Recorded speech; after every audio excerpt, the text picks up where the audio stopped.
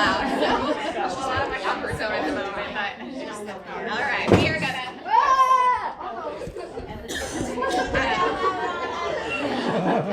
That got everyone's attention. That was the bell. All right, we're gonna go ahead and. There you go. Miss Tammy is doing her best. All right, we're gonna go ahead and get started again.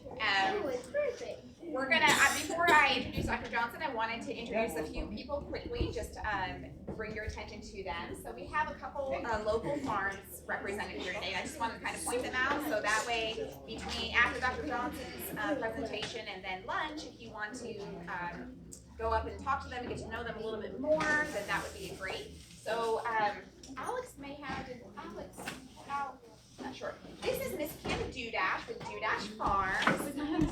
So they are a local farm in Newmarket with grass-fed meat. And so if you want to take a second and just kind of explain what you all do. Okay. So yeah, my name is Kim Dudash, and my husband and I own and operate Dudash Farms. We're located in Newmarket, but we are like on the edge of Dandridge. So I don't know if you know where Piedmont is, but we're in Piedmont. So we're actually closer to Dandridge than we are Newmarket. But we are a first-generation farm. We've been farming for about 16 years. All of our cattle are grass-fed, grass-finished. So there are no hormones, no antibiotics. We also raise pigs. So we have, they're pasture-raised. They're not fed. You know, a lot of farmers will feed their pigs slop and all that. You hear slop. We don't do slop. We do, they're, like I said, grass and hay, alfalfa pellet. And we also, an interesting little tidbit about us is that we have a partnership with Old Forge Distillery in Pigeon Forge. The old mill businesses are really committed to sustainable practices. So one of the things that they do is once all of the alcohol and sugar is removed from the grains that they use, we get the spent mash. Okay, so that's one of the things that we feed our pigs. What is left after that process is a protein-rich, what we call protein shake for our pigs, and we feed that to them as well. And then Old Forge and Old Mill, once we raise our pigs and we have them butchered for sausage and other types of things, our Italian sausage and chorizo sausage is used in the products that they sell at the Pottery House Cafe. So if you're ever in Pigeon Forge and you want to have lunch or dinner at Pottery House Cafe, try out some of the dishes that feature Dudash Farms sausage. We would love you. So with all of that, then we have a full circle of sustainable practices, right? So that's really what we're trying to promote. We mostly sell at farmers markets and off the farm. So if you are ever in Dandridge and come to the Dandridge Farmers Market, we're there every Saturday morning from the end of April until the middle of October. We also do have a little retail shop on our farm. We sell by appointment at this point. My husband and I, Brian, we both are also consultants. So we have separate businesses, but we're working from home. So if you want to reach out to us, you want to come by and check out some products that we have, you can do that. Just stop by. We have a lot of customers who will text or email us an order. We'll have it ready for them, and they come by after work and pick it up, or during the day. So, and then it doesn't have to be, we're also there on Saturday and Sunday as well. So we try to make it really convenient. Also, what else do I want to tell you? We basically mostly do retail cuts. So it's just like when you go to the grocery store and you have the different cuts there. That's basically what we do. We do occasionally sell halves or whole beef or pigs, but most of our business is retail. So, have I left anything out? I think you covered it. Okay, but yeah, and I do have a few products here today if you're interested.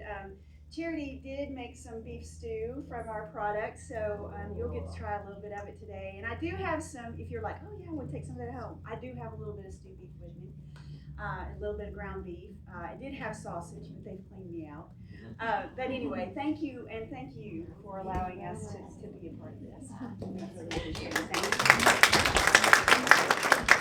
And then Mr. Alex from Skillet Farm is here with us. So he's also in Newmarket. Yeah, We're neighbors. yeah, we're neighbors. We do a lot of the same things. We offer a couple of additional products. We're also into lamb and into chicken eggs, so we do that. But it's the same sort of thing. I guess the message I would add is that I think any medical professional will tell you one of the most important things you do to your body is what you put in terms of food. I think you already know that. That's why you're here. I encourage you to visit your doctor. Visit your doctor. Visit your farmer. Visit your farmer and talk to the farmer about what they do. You cannot trust what's on the label. It doesn't mean anything. If it says free-range chickens, what that means is that there was a door that allowed the chickens to go outside if they ever wanted to. If it says made in the U.S., that does not mean it was made in the U.S. A lot of the beef that's sold in the United States is actually coming from overseas, Brazil and New Zealand. The only way you know what you're getting is to go visit the farmer and ask the farmer what they do. In our case, we haven't fed any grain or any grain of any kind to any of our cows for the last 20 generations. We haven't fed any corn or soy to any of our animals. That we feed our pigs and our chickens corn, grain. They need that to do well. But we do not feed any corn and soy because of the way those were raised. They're terrible allergens, so we avoid that entirely. But you can only find that out when you go visit the farmer. So we're open every Sunday for tours. We're happy to always take people on tours. Show up. We also have a farm stand there. It says an honors market. You just come whenever you want to the farm and leave the money in the box. But we do most of our business online. People order and we'll bring it directly to your house. Either a share or individual cuts, subscriptions, whatever you want to do, we'll do it for you. Material on us is here on the desk. If you just want to Google us, it's Lick Skillet Farm. Lickskillet.farm, not .com, not .org, .farm. Lickskillet.farm. And you'll find us there and we'd be happy to work with you. Thanks so much for coming to this. Really appreciate Charity doing it. It's really an important thing that we're doing here. Yes.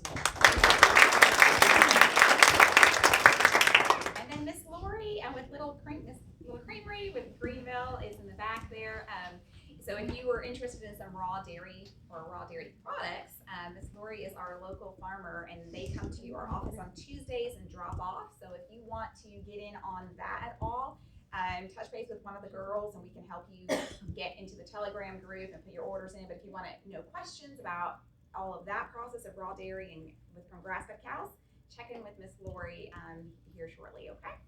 All right. So the next thing is that we're going to do is I'm going to introduce Dr. Johnson. So Dr. Johnson is our medical director, but I want to give you a little bit of background of his experience. So he graduated from Mercer School of Medicine and completed his family medicine residency at ETSU right here in Bristol, Tennessee. And he spent the first 12 years of his career in private practice in Georgia, where he was the founding member of a 3-physician group providing full hospital, nursing home, and clinic care. He is triple board certified in family medicine, palliative medicine, and integrative medicine. And then for the last 8 years, he served as the medical director for Erlanger Serious Illness Care, where he practiced integrated palliative care. Now, Dr. Johnson sees patients at his practice, Vital Life Medical Center or Care, inside of the Wellness Corner there in Chattanooga. And then he also serves as our medical director here at the center. So he does see patients virtually outside of, so you don't have to drive to Chattanooga to see him. But we are very honored to have Dr. Johnson a part of our team. He's been with us now for 6 months as our medical director. So for those that were with us on the last patient appreciation in November, he was just joining us. And the last 6 months have really been a beautiful collaboration and helping and supporting and encouraging our team and our patients. And we are just really grateful and honored to have him with us. So, Dr. Johnson.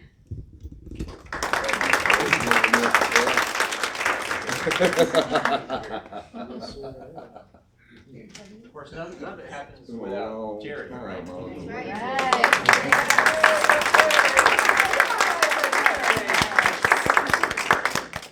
So, and JR too. You know, he's really the power behind the throne. You guys know JR. This happens at your house, I know it does. She wakes you up, right, and says, honey, you know, wake up, it's the so-and-so. So this is the phone call I got from Charity was, so I was up at 2 in the morning praying about a medical director, and I woke my husband up at 2 in the morning. So I was already relating right there. I was like, okay, that happens at my house. I was sound asleep. Why are you waking me up? Well, God woke me up and told us we should pray. And again, I'm thinking, but God woke you up. You were waking me up. My man JR said, why don't you go just Google some integrative doctors and see what comes up. I'll see you in the morning. He went back to sleep. This is mostly a true story. I mean, I wasn't there. I can't say for sure what happened, but she told me this is what happened. And then she reached out to me a few days later, and I mean, really, so she was prayer-led, involved in waking up her spouse in the middle of the night. So when she told me that story, well, what choice do I have? I feel like I must comply. So that's how I got involved with charity. But I'm so glad that I did, and I'm so glad that it was God's idea. And that's every time we interact, it always feels like God's idea, doesn't it? It does. Yes, it does. Which is good, a good thing. So she wanted me to share one of God's ideas he had a long time ago when he made human beings, and he built us out of stuff. Would you believe that you and I are a lot like this? Just show and tell. Remember show and tell class? Little Timmy had to get up and he had to show his little cup of dirt and say, this is a cup of dirt in it, and show and tell. So show and tell. I could pass it around. Do you want me to pass it around? I'll leave it here as a little visual. Raise your hand if you have had, currently have, or hope to have Legos in your house. If I came to your house right now, who would have Legos in their house right now? You don't have any Legos in your house? 2 hands? Yeah. So my loveliest associates today, David and Henry, have Legos to contribute. Boys, if you'll come up. Pass off the coveted Legos. All right. I was really hoping for one of those, just the basic building block. You know the one you step on? Yeah. I think I still have one embedded somewhere. Either might be a choice, but avoiding Legos is choice number 1. Don't step on a Lego in the middle of the night. So, did you know I was going to talk about MTHFR? Was there some advertisement about that? I'm not here to talk about Legos, although Legos are a pretty easy thing for us to understand. So MTHFR stands for methyl tetrahydrofolate reductase. Can you say that 3 times fast? No, I can't. Can you say it 1 time fast? Methyl tetrahydrofolate reductase is the name of a protein in our body. It turns out to be in every single cell in our body. You can remember it this way. MTH sounds a little bit like mother, and FR looks like father. So it's mother-father. You get 2 from your mother and 2 from your father. It turns out you get 2 of everything from your mother and 2 of everything from your father. What's important is, so we have 4 copies of every gene that we have. Those are called alleles. If you make a Xerox copy of an allele, of a gene, you get an allele. In our body, we have 4 versions of those MTHFR genes. If you have a mutation in one of them, then you have one of those 4 copies is gone bad. It's possible to have 2 or even 3 mutations in that gene, giving you mild, moderate, and severe disease. So we'll stick that off to the side for just a minute. Here's what's important about proteins. First of all, there's only 20 Legos. There are only 20 Legos out of which God built the whole thing. That's why it really would have been better to have. I can't believe you guys couldn't come up with a single basic 4 We didn't know it was coming. That's true. Totally unprepared. They stepped up to the plate. I mean, you know, I saw a young dude with a baseball cap. I said, "You got a logo?" He was like reaching in his pocket. It's a true story. Yes. And in my pocket, I got it.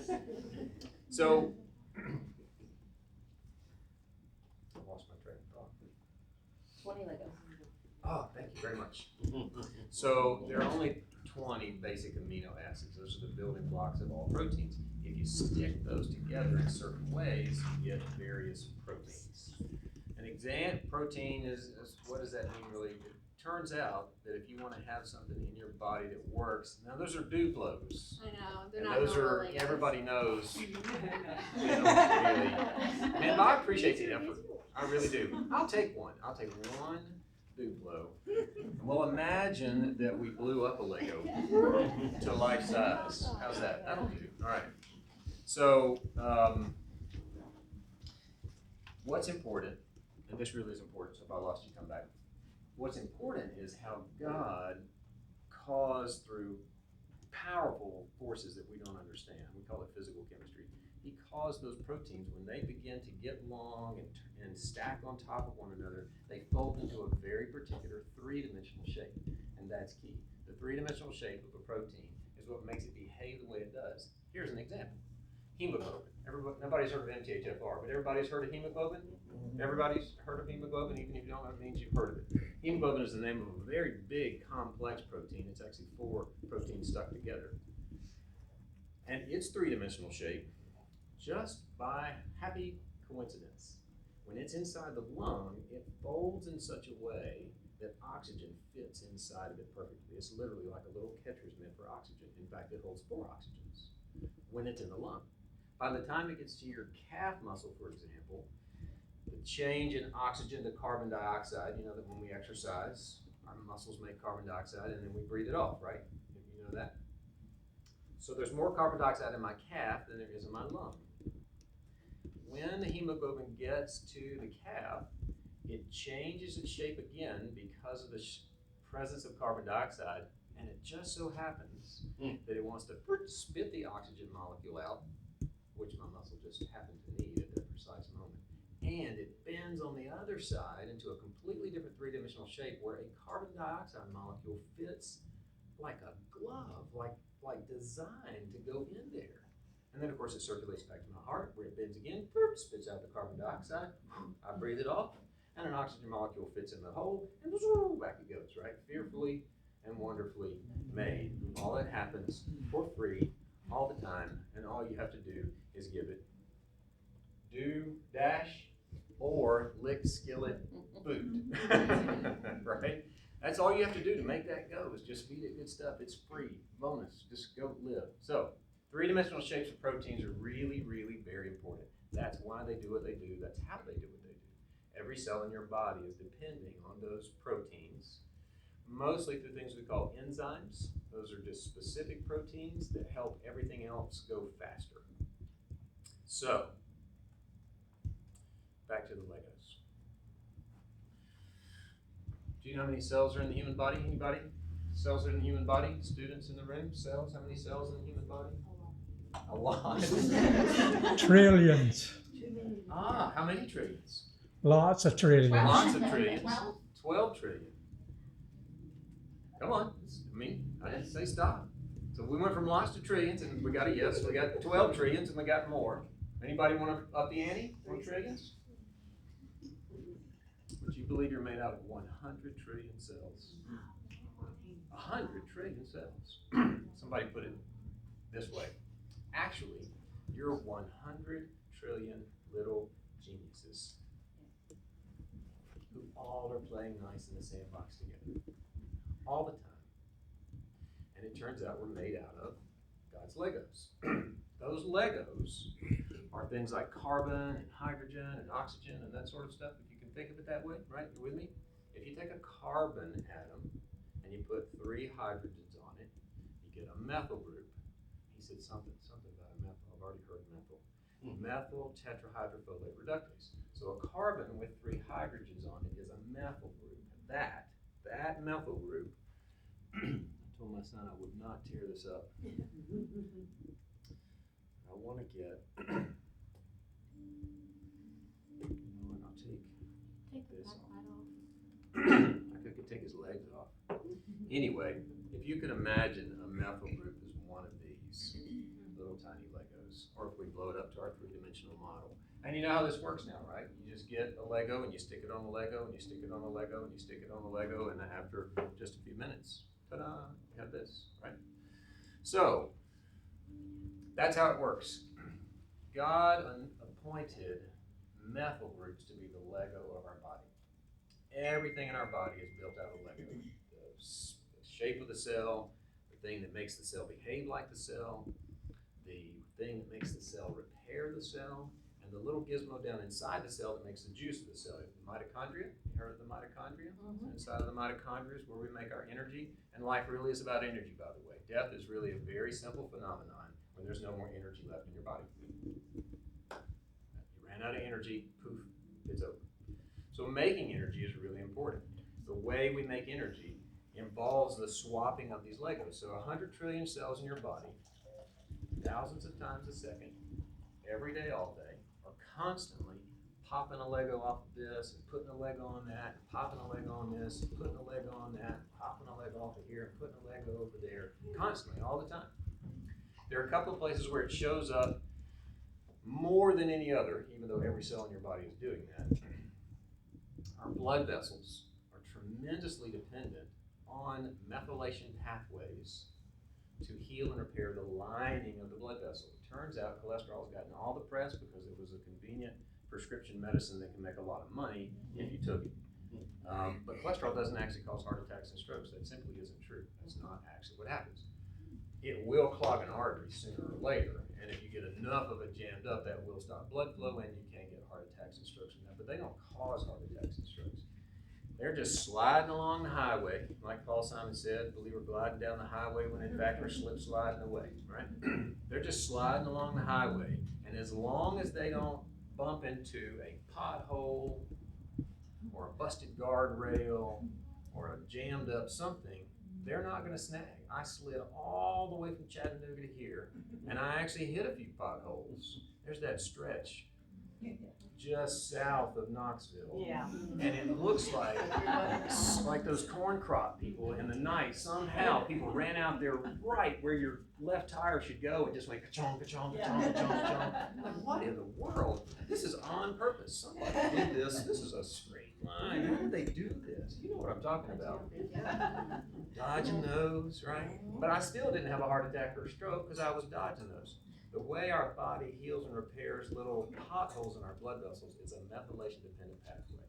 Here's the point. If you want to do something to protect your cardiovascular health, ask yourself, how's the state of the inside of my blood vessels? And now you know that is controlled by the way I methylate things.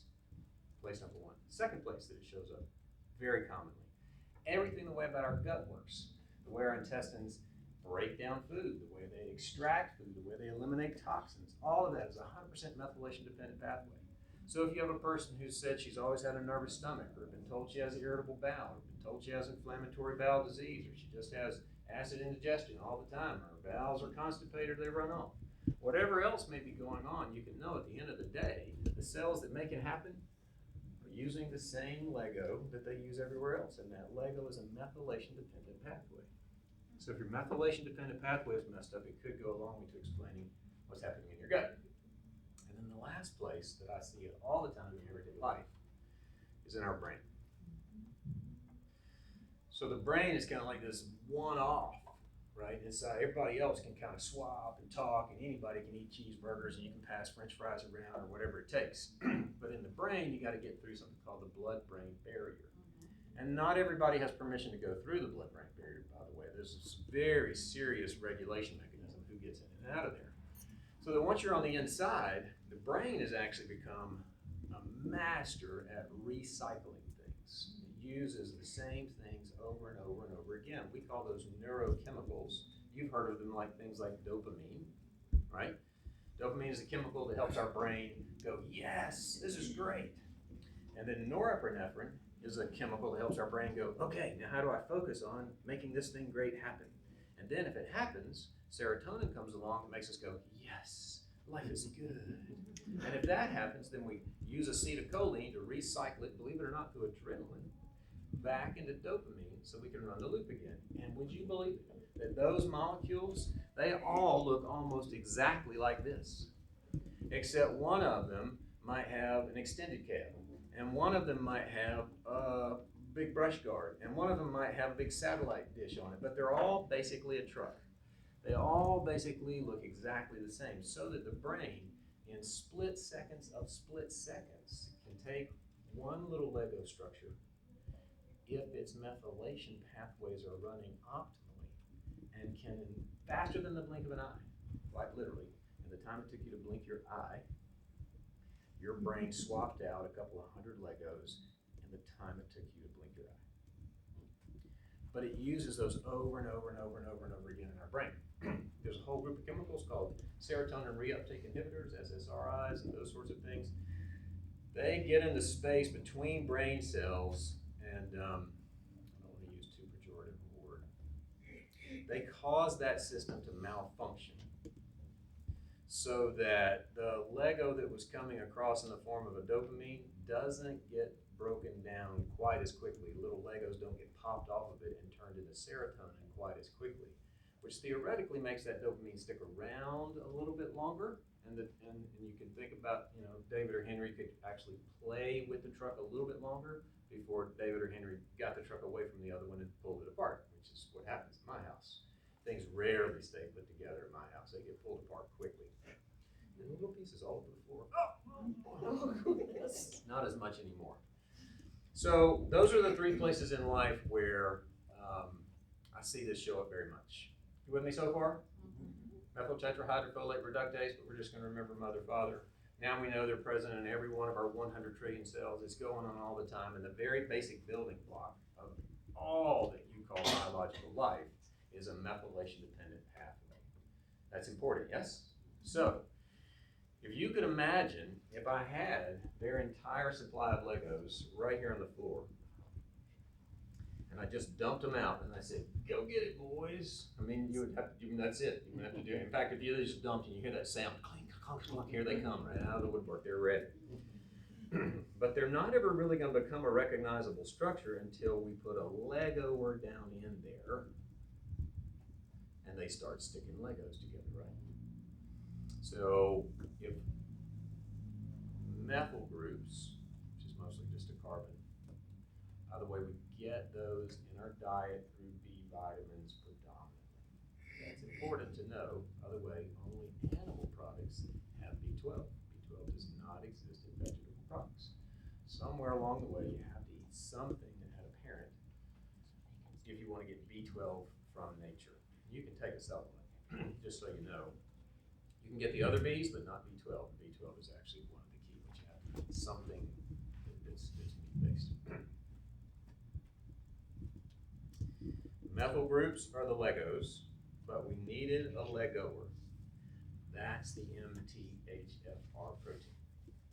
That particular three-dimensional shape of that protein allows it to grab a Lego off of Pirate Island and slap it on the Barbie Malibu Dream Home, bang, just like that, in the exact right spot. So Barbie does really have a dream home, not some janked up shack over here, right? Although that appears at my house too. There's some janked up Legos at my house, and you still have to say, oh, that's fantastic. It really kind of is, but boy, I'm glad you told me it was a spaceship, because it looked a lot like not a spaceship. Anyway, so there's our Legoer, putting it all together, making it happen. If you came in and you suddenly put oven mitts on David or Henry, how well is their Legoing going to go? Are they going to go poorly? Now, are they going to leave? No, because they're boys and it's a pile of Legos, so they're just going to push through, baby. They're just going to hang in there and make this work somehow, start using their teeth or their toes or something. They're going to figure this out. But it's not going to work nearly as well. That's what an MTHFR defect is. If you have an MTHFR defect, what you have is a three-dimensional protein that can't grab onto the Legos like it's supposed to. So it malfunctions and it struggles and it has to work really hard. And the truth is, Barbie's Malibu Dream Home does not look nearly as good as it does. So in real life, that turns into little tiny deficits in the cell. It can't quite protect itself very well, or can't quite function the way it wants to. Or the most important place is, it can't make energy like it wants to. Here's why that's important.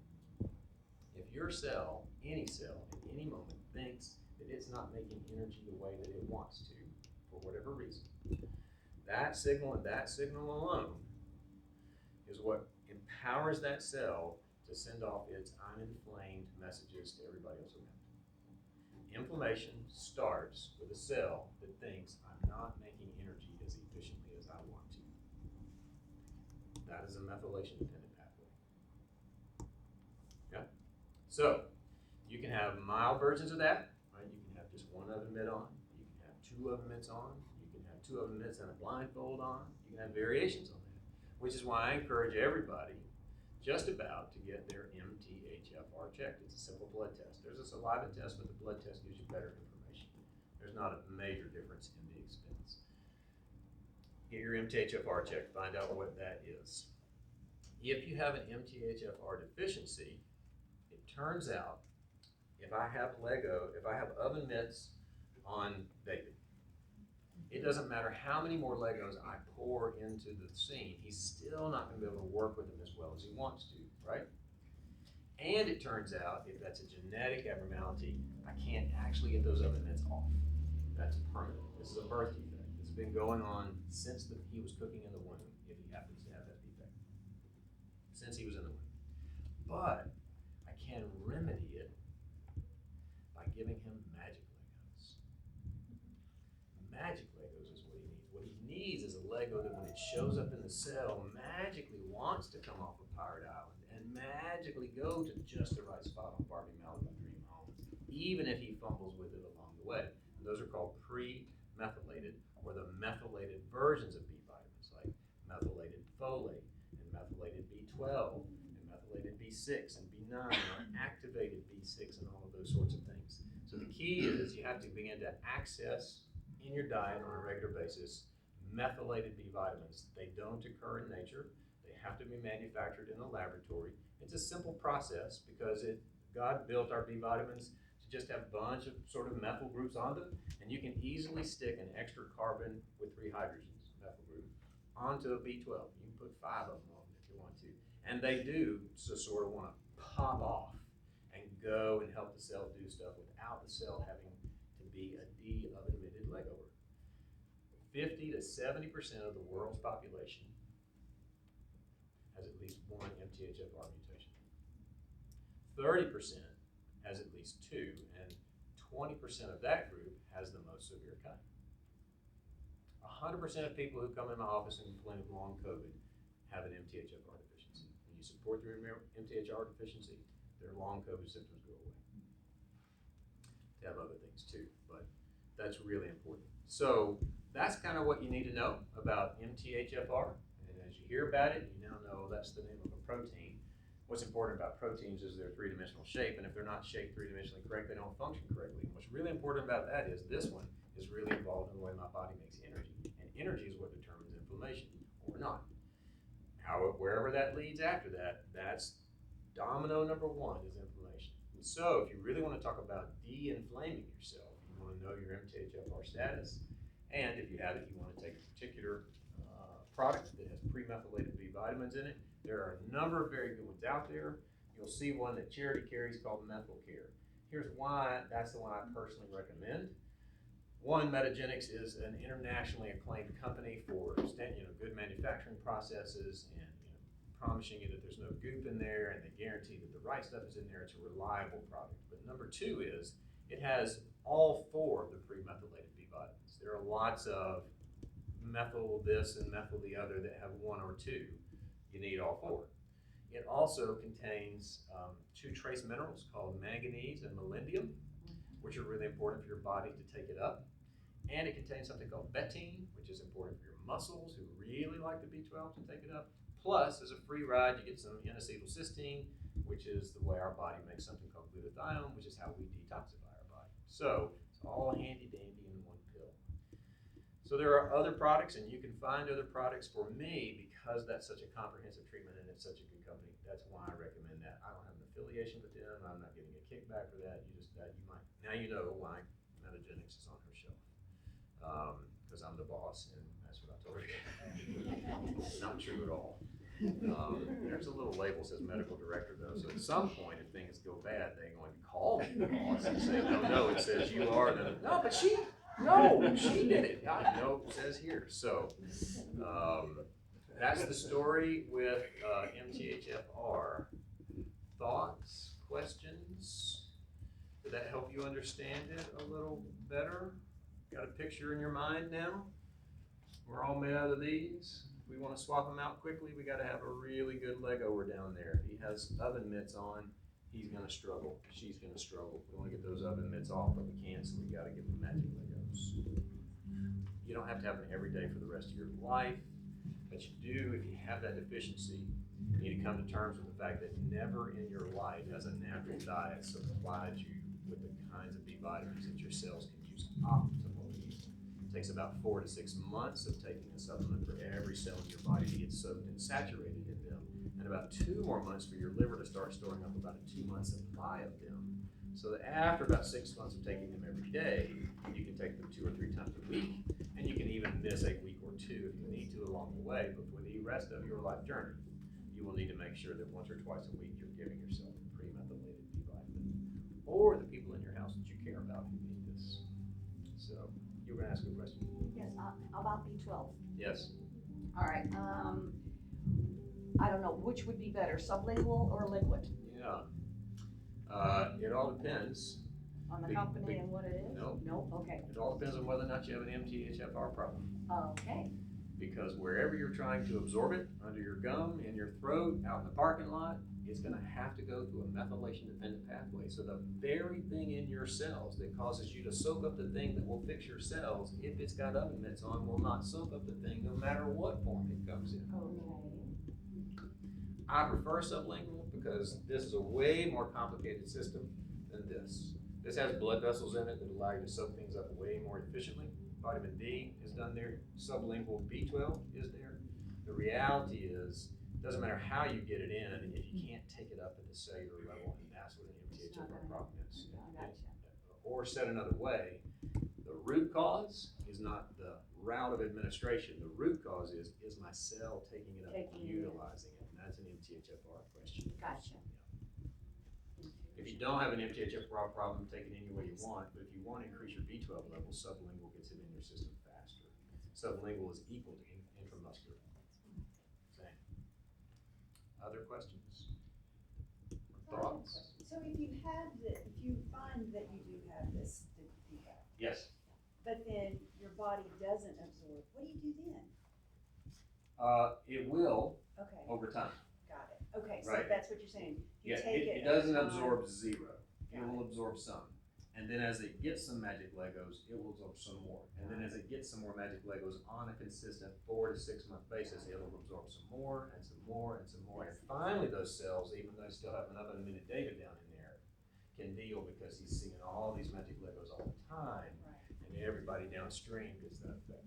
And like you said, then your body's, you can store up. Then your liver Then will you store can up. start Yes, decreasing the amount Yep. that you take. exactly. And this is all the root cause inflammation of pretty much every disease. In my experience, the current theory is that inflammation is not your friend, and that it's behind most of what we call chronic diseases. In my experience, this is an example of true root cause inflammatory process. Yeah, you can throw a bunch of goop on the side that can toxinate, and you can stress, and you can not sleep, and you can do all kinds of bad things. But that's a root cause. You really can get down in the soil of your inflammation and change the soil that you're growing in. And then all the rest of your system works better.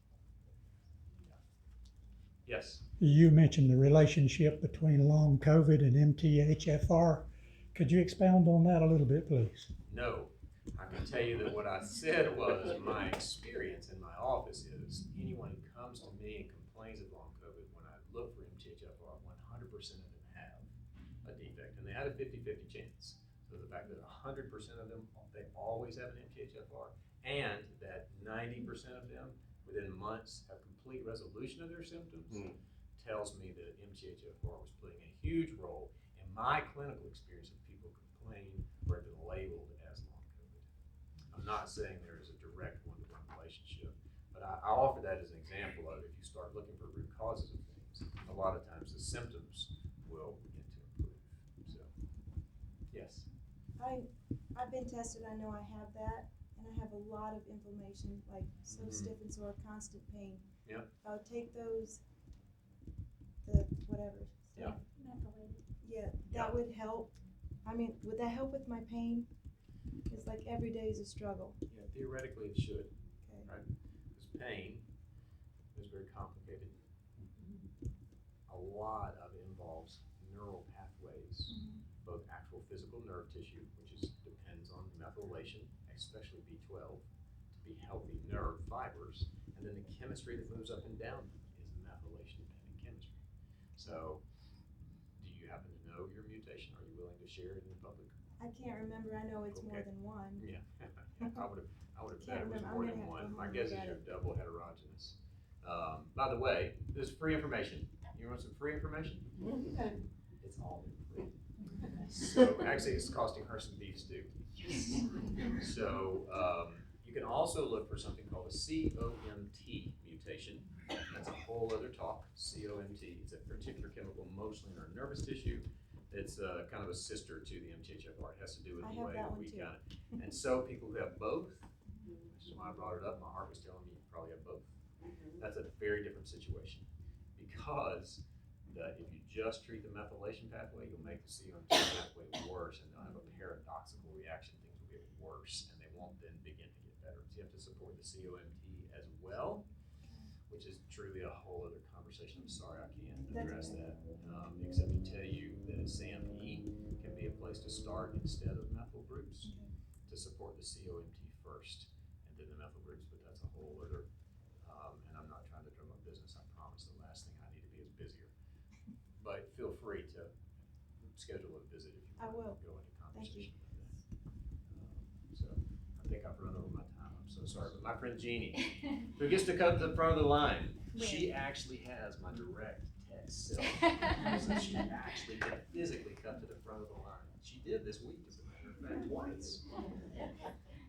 Yes, ma'am. Just as a general, I know you've talked with us a little bit, but maybe someone else has the same question. Because it is so common in our population, would it hurt for people to go ahead and take a methylated form of B12 until they find out, or if they're not able to do the testing immediately? 100%. In fact, here's a common scenario. Test a parent who's loaded with it, explains a lot of their troubles, they begin to improve, and then they come back in and they go, and Ricky is just like me. I got 5 of them at home, and that one I spit right out of my mouth. He doesn't sleep like I don't sleep, he fusses like I fuss, he has indigestion like I have indigestion. But he's not gonna come for a needle stick in his arm, I can tell you right now. Okay, it's a harmless product. Nothing bad will happen if you take it unless you have concomitant COMT. So if something starts to, and by the way, you won't die, nothing bad will happen, but you will feel lousy. So if you take Methylcare and you feel lousy instead of good, and I'm talking about within a few days, you probably have a double COMT mutation. You need to address that as well. Not many people do, less than 7%. But it's complicated. So yes, commonly I'll have parents who have it give it to their children, and then I call that the laboratory view. If in 4 to 6 weeks everybody likes Ricky better, and Ricky likes Ricky better, and Ricky's tearing everybody, if Ricky comes to us and says my life is better, that's probably as good as a blood stick. And since it's a genetic blood test that's never going to change, you can wait a long time to have that. So a common strategy for some people is, well, darn, I'm just going to take that and monitor my own life and see if I think better, sleep better, move better, have more energy, digest better, all of that sort of stuff. What happens to me? Now it's gradual, by the way. It's a slow, steady thing. It's something you would watch for over weeks and months. In the first several weeks, most people don't notice anything at all. But usually about a month in, most people will start to say, well, I've noticed this oftentimes energy, mood, digestion, sleep, concentration, those sorts of things begin to just get better in your life. So yes, you can experiment and see what the laboratory view tells you. Other questions? I'm sorry, that was a lot of information. You did it well. That's like an entire textbook that I scrunched down. Yeah, it's a lot of big words in the textbook. Yeah. Other questions? Do you feel like you have a better understanding of MTHFR? Yes? Better understanding? It comes up at the next Sunday school party and they're passing the donuts around and she says, I think I may have the MTHFR. And you're like, oh, you have a Lego problem. Your Legos are just like Barbie Pirate Island. Your Pirate Island is no good. Thank you. I was wondering, maybe you could spend 5 minutes maybe talking about your experience with hyperbaric. Oh, I have a book for you. Don't let me forget. Yes.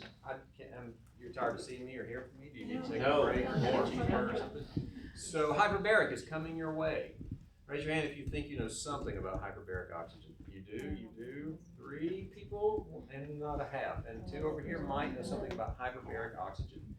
Somebody who is pretty sure they don't have the first idea what it is, and you're brave and would like to tell us what you think it is, it might be very helpful. You might find out that the rest of us also think it's that too. Would anybody like to tell us what they think it is?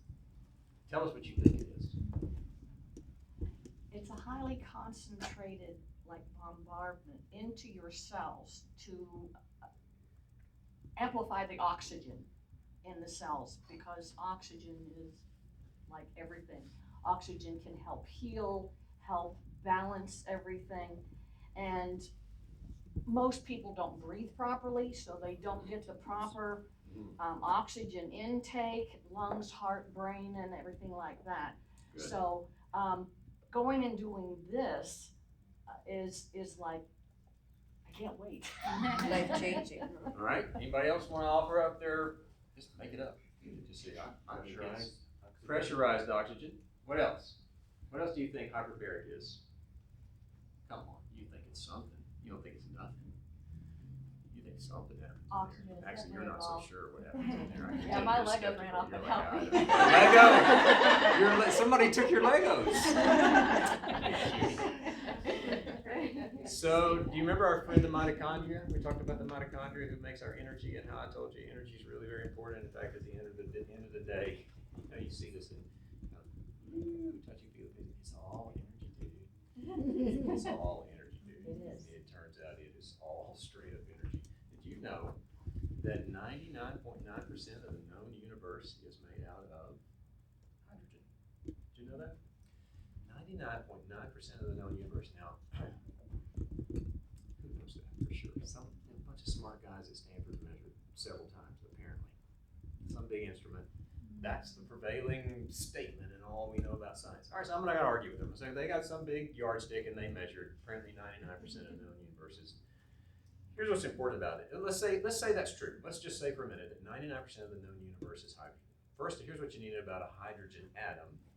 If you remember your periodic table, if that's just blocked out of your memory, a hydrogen atom has 3 things in it. It has a proton, a neutron, and an electron. That's what's in a hydrogen atom. So just stepping over here for a minute. Father, Son, Holy Spirit, 99.9% of the known universe. Yeah, that sounds right to me. Somebody measured, but that lines up with the guy who I think is behind all of this. 99.9% of the known universe is hydrogen, and it's a perfect little trinity running around, and that's what makes everything go the way that it goes.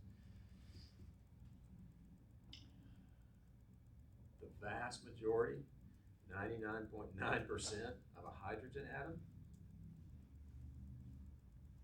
is empty space. There's nothing in there. It's just space.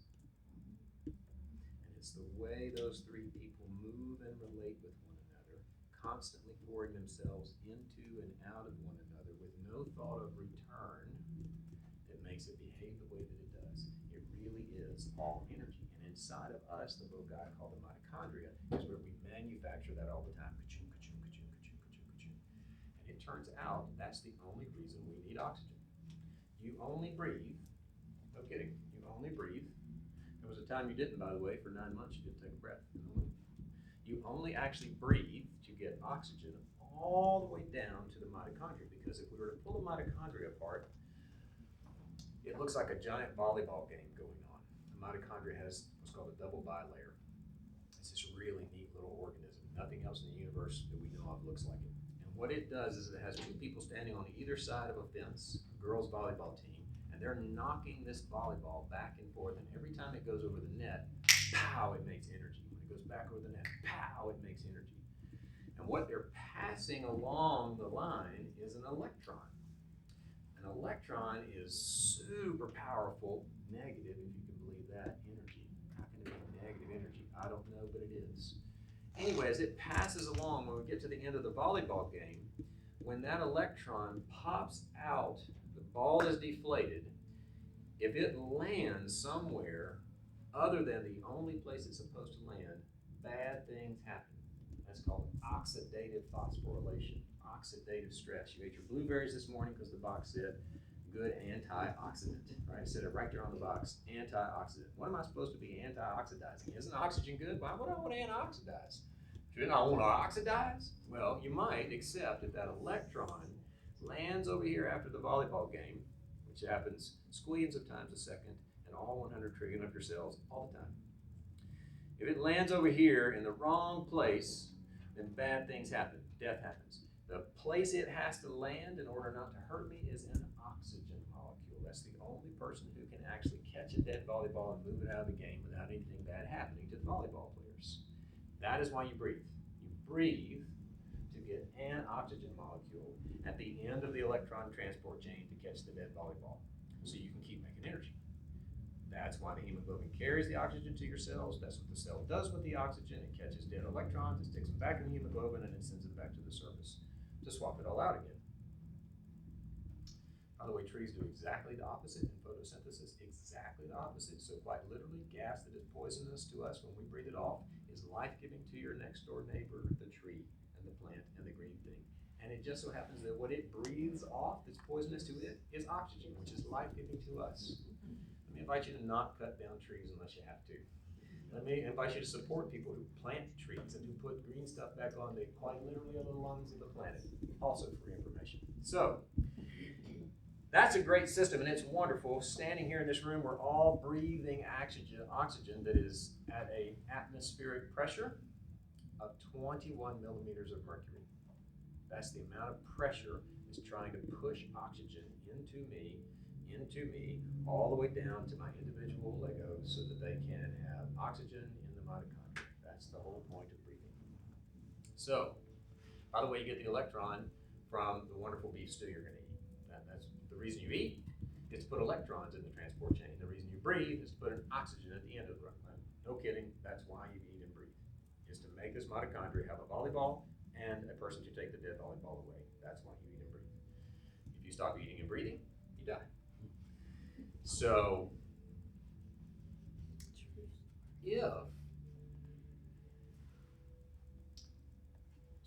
hemoglobin has 4 parts on it. When it gets down to my cell, I said it lets go of an oxygen. It doesn't let go of all 4. It typically only lets go of 1.5, if you can believe that. I have no idea how it lets go of a half, but it does. It doesn't let go of all 4, and I'm not sure exactly why that is, and nobody's exactly sure why that is. But we know it has something to do with the partial pressure of oxygen and the partial pressure of gases and all kinds of cool physics equations that you rapidly forgot the moment you passed that test. But it's important. It turns out physics is real. In my house, we have a saying, physics is your friend.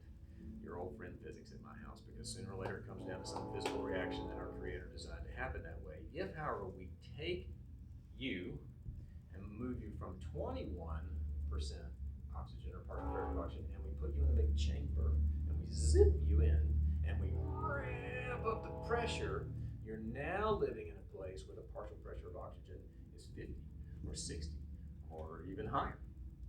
Charity can only get you to about 1.3 atmospheres, right? So an atmosphere is 21, so 1.3 times that. So she's going to get you at around 40% oxygen that you're breathing, which means when that oxygen gets all the way down to your tissue, and the whole point was to get your mitochondria to have an oxygen molecule, you actually usually get 2.5 to 3 every time you're in that state. Which means the volleyball game that's been going on, we might have spilled Dr. Pepper, and there might be, popcorn over here, and the hot dog stand has gone down, but the girls are out there still trying to go on with their volleyball tournament. If we get 2 or 3 more oxygens in that scene, all of a sudden, it's like brand new volleyball tournament. Those girls can go at volleyball like you can't believe it, man. They can just play volleyball till it's just awesome. And what happens then is, every time the volleyball passes over the net, it makes an energy. Every time that's happening better, in the chamber it's happening 2 to 3 times better than it happens sitting in that chair. Those cells then have enough energy left over to do lots of stuff they've been putting off doing on your list. They can actually get around to mending that fence and painting that cabinet and installing that door. That's the one at my house. She's been wanting me to install that door forever. Oh, and the plumbing that I gotta get to. And I was supposed to move that pile of rocks I'm like, somebody's got to go to the dump, and it's not me. And who's going to clean up these Legos anyway? Who's got energy for that? I don't. Your cells don't either, so they have to choose. They have to choose what they will or won't do with what energy they have. If suddenly they have 3 to 4 times the amount of energy in real time, in this moment, while I'm lying peacefully in the chamber, that my body can detox and cleanse and scrub and heal and repair and do stuff 3 to 4 times faster on the same amount of beef stew and oxygen. So it drives the oxygen deeper into the tissue so that a particular piece of the tissue called the mitochondria can function way, way, way more efficiently and can catch up on that whole big backlog of stuff it was supposed to do to live well, take the trash out, and de-inflame itself, which is why, in general, hyperbaric oxygen has that effect. Whatever else it may be doing, and it does lots of other cool things. That's the mechanism that empowers the individual cell to heal, repair, live, thrive, celebrate, do what it was always designed to do. That's hyperbaric oxygen. You lay in a chamber that feels like a cross between a sleeping bag and a tent you had when you were a kid. And you lie there. You have to pop your ears a lot as it's revving up. It's like going up in a plane, and you have to kind of do your ear thing, and you have to do that for the first 5 to 10 minutes because you are going to a higher pressure. After that, you can't tell the difference between that and standing here in this room. Everything feels and sounds exactly the same. Most people tend to fall asleep. You don't have to sleep. You can read a book. You can knit. You can do all kinds of interesting things in there if you want to. It's kind of cramped, so you have to be a pretty good knitter. How long is the session?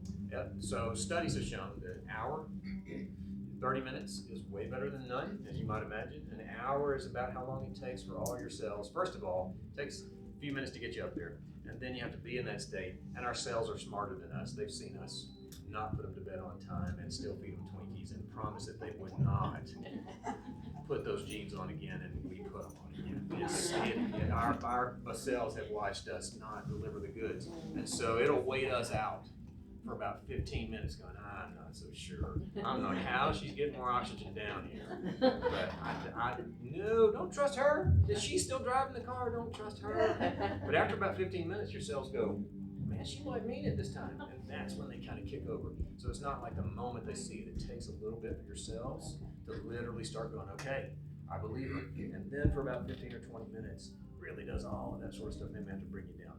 It takes about an hour to really get the medical grade effect of a hyperbaric treatment. Most studies say plan on somewhere between 6 and 10 sessions and see how you do. See if you notice any meaningful differences. If you're going to treat something, say like Alzheimer's or something like that, which is a whole other conversation, I'd be happy to come back in. 30 sessions are what the medical literature says will do deep tissue stuff like that. So it's not an instantaneous thing. It's something that builds over time. It's something your body needs to get support with consistently, and that can be once a week is usually adequate. Most people, if they're really serious about this, they plan 2 times a week for 4 to 6 weeks, and you can measure that. You can measure blood levels before. You can measure your C-reactive proteins. Check your inflammation. You can measure a couple of dozen pretty cool things. You can put yourself in the tank for 12 weeks, and then you can measure those same things after. You have the evidence from your life telling you, yeah, this is better. Oh, look, this is better, and that's better, and this, and that one didn't change. I wonder why that one didn't. Right? Where's that Johnson do? Why did that one not change? Right? That's a good question. So that was more than 5 minutes. I'm so sorry, but if you can imagine, that was 2 books. Hyperbaric is actually 2 books condensed. There you go. That's good. Awesome. Real quick, who do you recommend this for? I had it yesterday. Well, I mean, Because the most important place that does this mitochondria stuff, you would think, aren't they all important? Yes, they are. But the one that suffers with it the most when it's awry is your noodle. Place that probably has to have this oxygen support more than anybody is your brain tissue.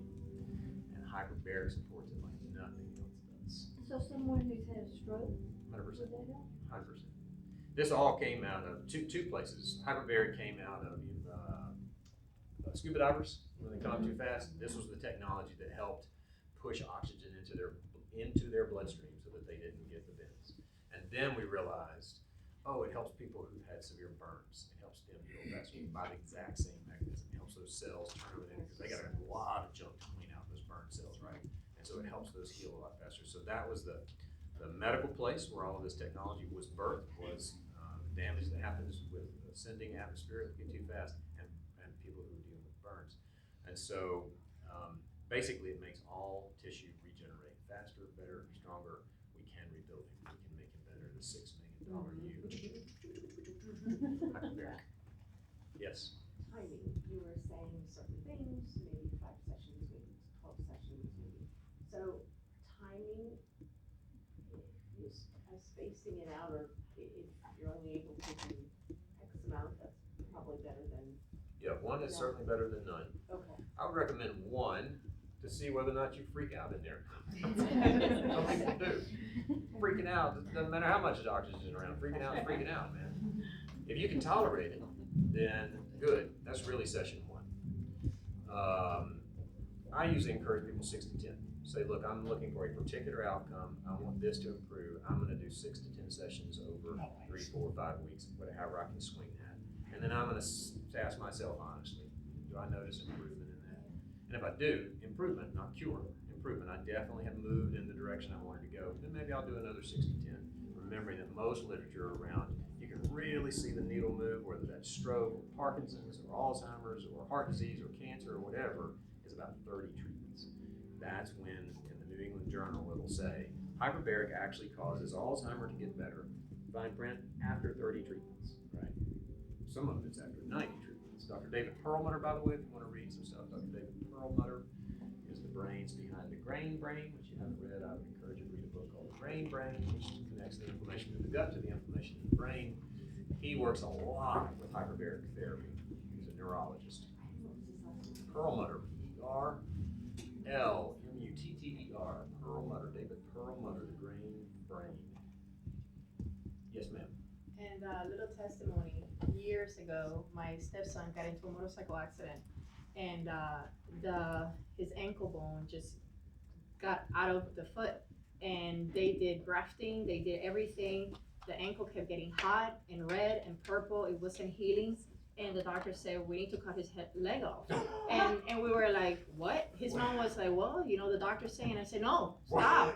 Like, this is a almost 30-year-old guy that is just starting his life. Let's do something different. Let's do some research.